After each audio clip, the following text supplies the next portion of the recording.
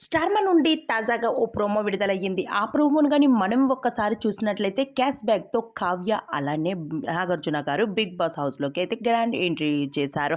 అయితే 20,00,000 క్యాష్‌తో హౌస్‌లోకి ఎంట్రీ ఇచ్చిన నాగార్జున గారు 'బిగ్ బాస్' హౌస్‌లో ఉన్న ఒక్కొక్కరిని అడగడం జరిగింది. అయితే టాప్ ఫైనలిస్ట్ అయిన 5 మెంబర్స్‌ని కూడా నిఖిల్, గౌతమ్, ప్రార్థన, అవినాష్, నాబెల్ వీరైదురికి చెప్పడం జరిగింది. మీలో ఎవరు ఈ క్యాష్‌ని తీసుకుంటారు అంటే ఎవరు కూడా నాకు వద్దు వద్దు అంటూ తగ్గేదే లేదు అంటూ ముందుకి కొనసాగిపోతూ ఉన్నారు.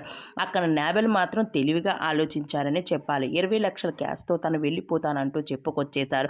కానీ ఆ కావ్య మాత్రం 'బిగ్ బాస్' హౌస్‌లో ఉన్న కావ్య మాత్రం నిఖిల్‌కి ఒకటి చెప్పడం జరిగింది.